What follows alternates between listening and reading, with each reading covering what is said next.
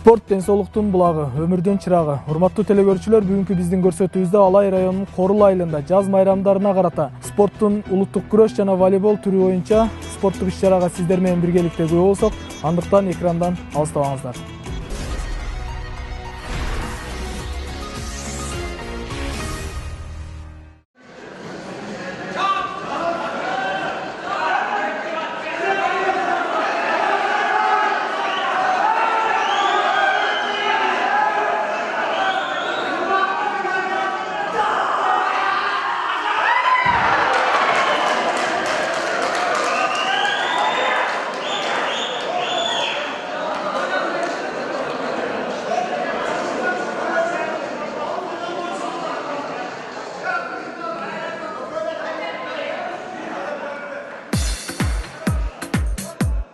Кыргыз эли эжелтеден бери эле кур күрөш, эңиш, ордо, таяк тартыш, эр сайыш, көкбөрү сыяктуу спорт оюндарын кыргыздын аш тойлорунда жана майрамдарда балбандардын күчүн сынап, мелдештерди өткөрүп келген. Жаңы спорт комплекс курулгандыгына байланыштуу улуттук оюндарды жана волейбол, футбол сыяктуу спорттун түрлөрүн жаштарды терс көрүнүштөрдөн алыстатуу максатында өткөрүлүп турат. Биздин мына бүгүнкү иш-чарабыз жазгы майрам боюнча спорттук оюндарды өткөрүп жатабыз. Негизги максат ошо жаштарды жакшы жака үндөө максатында өтүлүп жатат. Бүгүнкү күнү мына Корул айыл өкмөтүбүздүн Алимов орто мектебинде жакшы спорт боюнча жакшы иш-чара болуп атат. Ушундай иш-чаралар өтүп турса абдан жакшы болмок. Буга дээри мына бизге спорт залыбыздын түшкөн өтө пайда болуп атат. Буга дээри окшогон нерселер болгон эмес.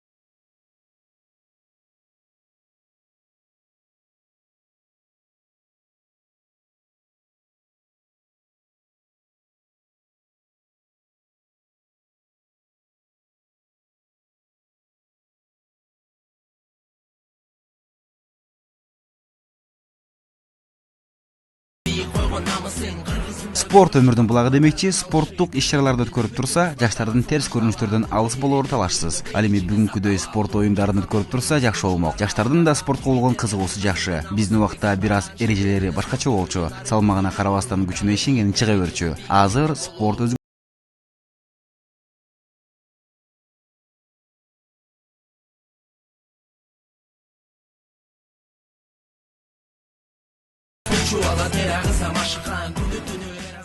Бүгүнкү жаз майрамында бүгүн аябас жакшы, элдин маанайы да жакшы, жаштардын спортко кызыгуусу жакшы болуп атат. Бүгүнкү күрөштөр да жакшы болду, аябас сонун. Илгерки күрөшкөндөрдөн мына быйылкы жаштар күрөштөр аябас кызыктуу болду. Экинчиси мына биз дагы волейбол ойночу элек, күрөшүп жүрчү элек мурун. Мурунку күрөш менен азыркы күрөштүн айырмасы бар. Илгерки күрөшкөндөр баягы салмагы боюнча карабай эле чыга берчү эле, азыр мына салмагы менен өзүнүн баягындай классы менен чыгып, кичинекей балдар дагы чыгып атат. Күрөш аябас сонун кызык болду. Ушундай иш-чаралар болуп турса, жаштарга аябас жакшы болот. Тополоң жок, спорт залда келип ойноп, түнү дагы жакшы болуп атат, келип волейбол ойноп атышат, күрөшүп атышат. Жакшы, аябас жакшы болуп атат. Жакшы мындай аракеттери күчтүү. Үсөн деген агайыбыз жакшы тарбия берип, балдарга күрөшкөндөрдү жакшы чыгарып атат. Бүгүнкү аябас сонун өттү, биз мына аябас ыраазы болуп отурабыз.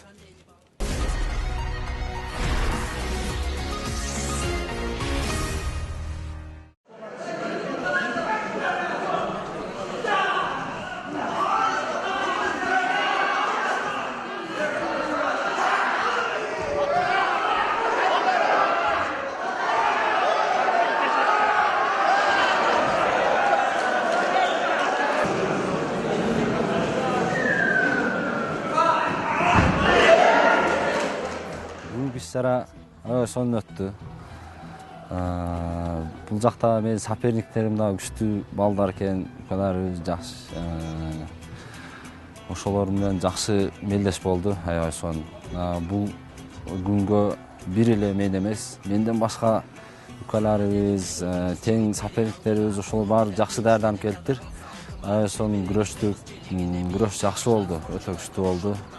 Жазга бул күнгө чейин көп даярдандык. Биз кышы менен тренировка кылдык. Көп эмелерди, ушул күндөрдү көп күтүп даярдык. Эми жазда Кудай буйруса күрөш башталат. Ошого биз бул күнгө даярданып жүрүп, бүгүн мелдеш өттү. Биринчи мелдешибиз жакшы. Результат жакшы эле болду. Эми бүгүн жеңгенде биринчиси болгон үчүн толкундагым мындай. Көптөн бери 3 ай 4 айдан бери элдин арасына чыкпаганга все равно болот. Жүрөгүң башкача болуп, толкунданасың да. Мында алгандан кийин бирди жыгып, калгандан уже каның кызып калат. Кеңири күрөшүп каласың. Бирди жыкканга чейин ушу титиреп турасың да. Ушу кармашка чеңчи баары жүрөктөрүңдө толкундануу болуп, башкача сезимдер болуп, элди сүрүү да башка да.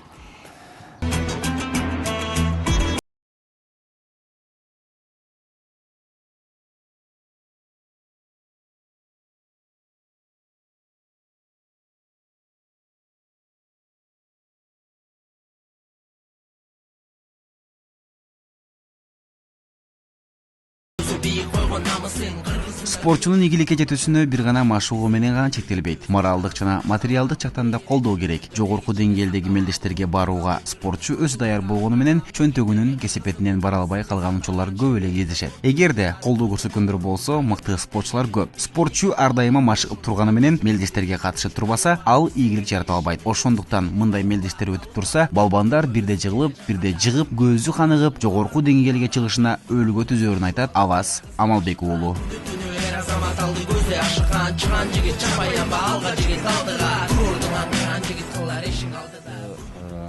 Областтык мелдештерди ушинтип айылдан чакырып, областтык мелдештерди, республикалык мелдештерди кылса, мисалы, бул жактан бизге үндөп, бизди аркабыздан ушундай алып барып, бизди колдоп турган бирөөлөр болсо, аябай сонун болмок. Себеп дегенде биз айылдабыз көп, мисалы, көп эле республикага, областка каражаттын жоктугунан дагы барбай калган күндөрүбүз да болгон. Мисалы, бияктан даярданып тренировка кылабыз. Мисалы, областтарга барабыз деп даярданабыз, республикага барабыз деп даярданабыз. Ошол моментте, чакырган моментте, мисалы, өзүбүздө финансы жактан кыйналып калып, кээде ошо финансы өзүң даяр болсоң дагы чөнтөгүң даяр болбой жетпей калган күндөр да болгон. Эми биз аракет кылабыз негизичи. Аракет кылабыз, результат чыгарайын. Мында ошо кандидат толтурайын, республикага чыгып, областтарды алайын деп көп ушинтип өтүп турса, ушундай иш-чаралар. Мисалы, бир эле мен эмес, ушул жакта өсүп келаткан жаш укаларыбыз, досторубуз дагы өсмөк да. Себеп дегенде ар бир палбан бир кармашып, жыгылып, бир жакка барып күрөшүп келмей сайын өспөйт. Мисалы, өзүнчө эле тренировка кылып эч качан өспөйсүң да. Сөзсүз мелдештерге катышып, жыгылып, ошондо гана өсөсүң.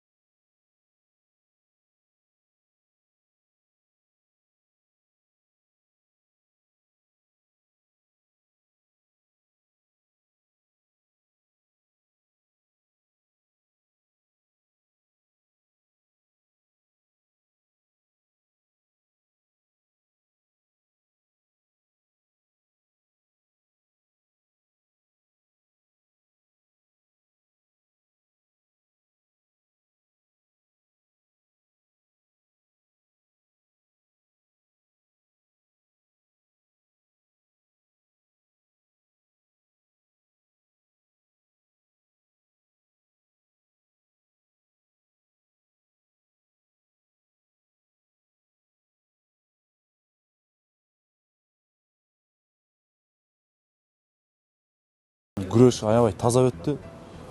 Эл дагы күрөшкөн палбандар дагы ыраазы болду деп ойлойм. Мен калыс болуп бердим. Өзүңүздөр деле көрдүңүздөр. Өзүмдүн оюм, жеке оюмча, анан элдин ою кандай болду, бирок жеке оюм калыс болду деген ойдомун мен. Даярдык жакшы. Жакшы ыкманы колдонуп атышты. Негизгисин алганда даярдыктары жакшы. Бүгүнкү күрөштө доско айыл тууган урукка тартмай жок болду. Жакшы палбан алып кетти. Күрөштүн эрежеси биздин өзү алай районун айтсам, мен жеке мен алайдан чыгып алайдын атынан күрөшүп жүрөм. Анан бизде райондо күрөш, таза күрөш, илгертен бери келаткан күрөштү эле күрөшөбүз, таза. Жамбаш ыкмасы, тизе ыкмасы, кайтартма ыкмасы, прогиб колдонгондор прогиб кылышат. Чалмай жок. Чуйский деп бөлүнүп атат, алыш күрөш деп бөлүнүп атат. Эми негизинен Кыргызстандын чемпионаттары Кыргызстан алыш күрөш болуп атат.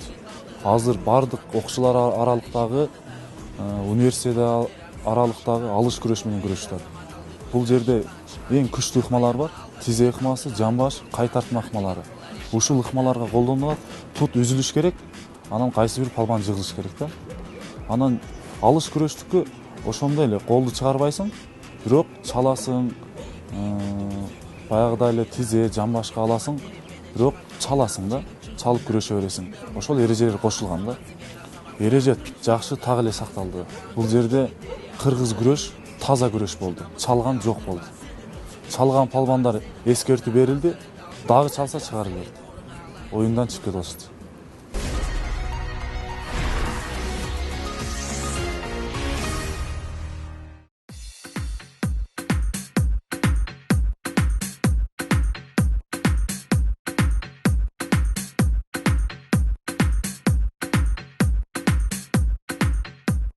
Жазгы майрамдарга карата улуттук кур күрөштөн башка спорттун волейбол түрү боюнча да жарыш болуп өттү. Айыл жеринде спортко болгон жаштардын кызыгуусу күч. Ааламга жол айылдан башталат демекчи, биздин айылда жаштар аябай жакшы өсүп келе жатат. Бүгүнкү биздин атаандаштар да аябай мыкты даярданышыптыр. Негизинен мелдеш жакшы өттү. Айыл жеринде деле спорт менен алек болсоң көптөгөн ийгиликтерге жетишсең болот. Мисалы, Кыргызстандагы атактуу мыкты спортчулардын көпчүлүгү айылдан чыкканын айтат спортчу.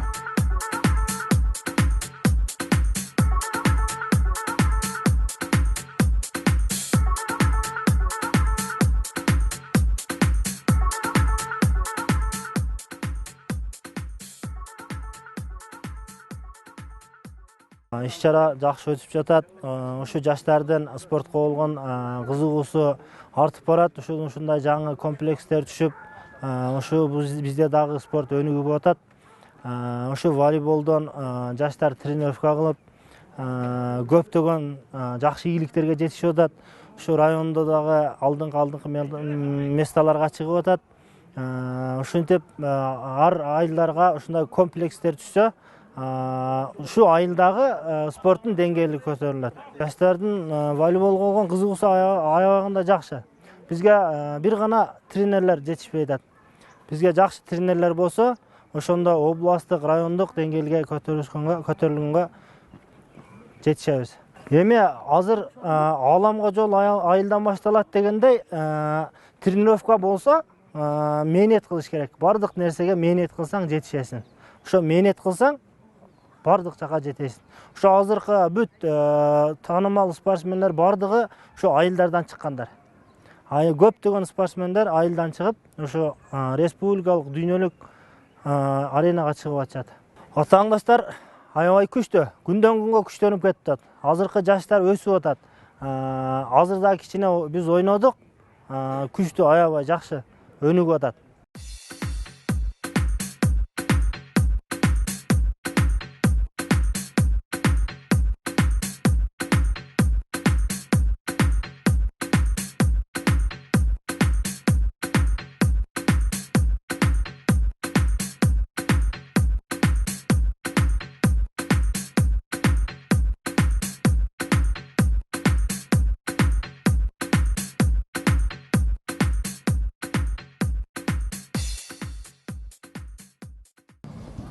Бүгүнкү күндө Кудайга шүгүр жаштардын спортко болгон кызыгуусу аябай дымактуу. Жаштар бүгүнкү күндө ичишпейт, чегишпейт, аябай ыймандуу, намаз жолунда.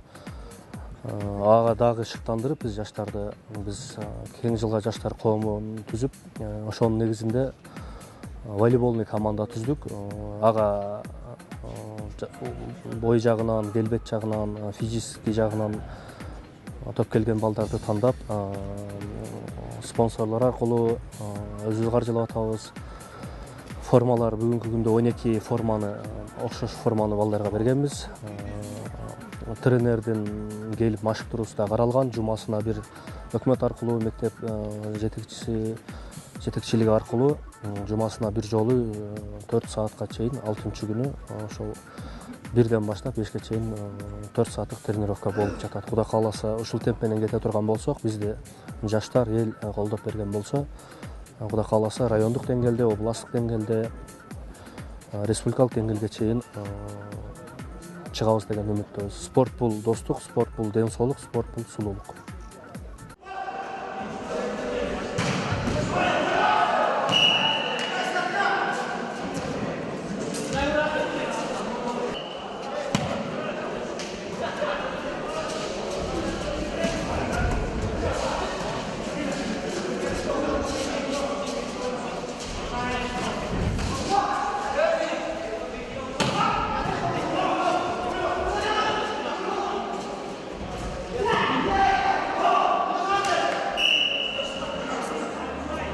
Дени сак улут, бакубат өлкө. Урматтуу телекөрүүчүлөр, спортту сүйүңүздөр, спорт менен достошуңуздар.